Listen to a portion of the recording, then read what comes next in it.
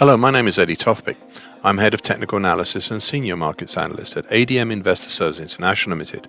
Here's your weekly technical analysis of LME 3-month nickel and zinc. I'll start with LME 3-month nickel.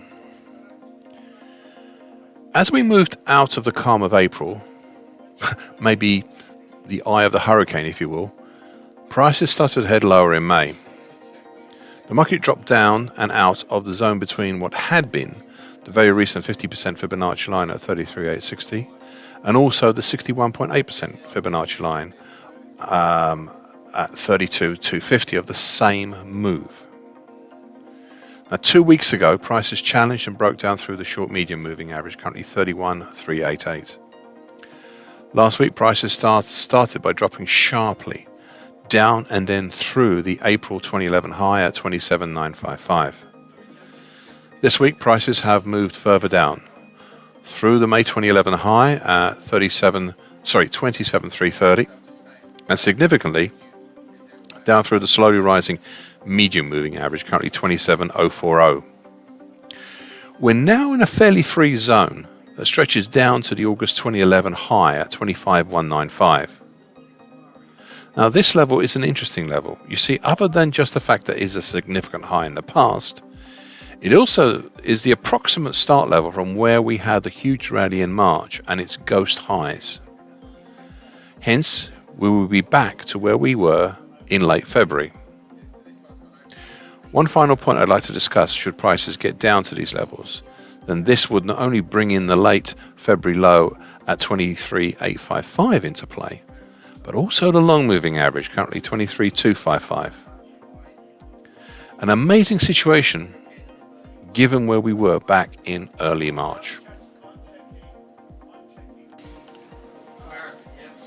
LME 3-month zinc. There are a lot of interesting things going on here right now. I had previously spoken about we had on occasion taken a step back, or I had taken a step back, and looked at the monthly charts to get a better picture. From these I noted a significant pattern that was still in operation plus a second pattern that was forming. The principal pattern was the 2015 to 2020 bullish Andrews pitchfork. The most recent event involving this pitchfork had been the market 2 weeks ago moving down through the middle time, currently at 39.34. This is not such a major event as you would have believed, given the scale and size of the pitchfork, but it is still noteworthy. The second pattern, the one that is still in a formation and also actually in operation, if you're only to ignore part of March's actions, is the 2020 to date ascending expanding wedge pattern.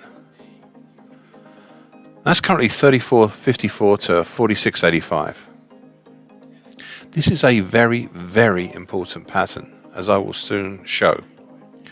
Okay, so first off, I know you have to ignore the explosive spike part of last March's action, but to be fair, on a monthly basis, whilst the upside has been breached, the market still hasn't seen a close outside of it, not as yet. Hence, this pattern is still valid, though interestingly, during May we have seen it undergoing bearish pressure, enough that last Friday prices not only spiked down through the long moving average, currently 35.05, but they pushed down all the way to kiss the lower trend line, currently at 34.54, of the very same ascending expanding wedge pattern last Friday. This has proved to be an influential moment, as no sooner had they dropped down and touched than we saw an immediate recovery in the market back up yesterday. Initially to the February high, 2018 high at 35.95, which coincides with congestion seen back in January and February. And today, the market using that as a base, let's use that as a base for a move up to challenge the upper time, currently 37.25 of the, let's say, interesting early March to mid-April bearish Andrews pitchfork, as well as the old optimized May 2020 today uptrend, currently at 37.44. But this has been tested from not above an uptrend, but from below. This bearish Andrews pitchfork, though breached, has been fairly good at showing the bearish angle of attack of this market since mid-April. However, I feel obliged to point out that this has only ever been seen at the upper time. The market's only ever been seen at the upper time. and never at the middle or lower times. So I think a question mark over this bearish potential may be justified. The next resistance beyond these two is the slowly rising medium moving average, currently 38.25. Now, back in December, this had been a key support for the market. But 2 weeks ago, well, not so much, I'm afraid. Anyway, beyond that is the longer term middle time of the 2015-2020 bullish Andrews pitch hook. And that, I might suspect, may be a more serious piece of kit as resistance. Overall, this market seems for the moment to favour the 2020 to date ascending, expanding wedge pattern as its main driver, for now, which is a very wide range, well, within which a lot of things can happen. Finally, let's look at the ascending, expanding wedge patterns on their own. Well, for starters, they are usually not bullish. Just over half of the time, this pattern ends up with a bearish break lower. However, if the price breaks upwards, the quality of the move higher is usually seen as better than any break lower. We are far away from testing the two trend lines on this pattern at this moment, and way too early to start talking about any targets.